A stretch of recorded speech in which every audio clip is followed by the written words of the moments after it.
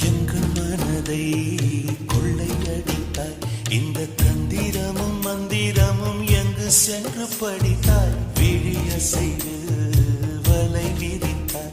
உன்னை பல்லக்கீனில் தூக்கி செல்ல கட்டளைகள் விதித்தாய். உன் விரல் பிடித்திடும் வரம் ஒன்று கிடைக்க உயிருடன் வாழ்கிற நானடி.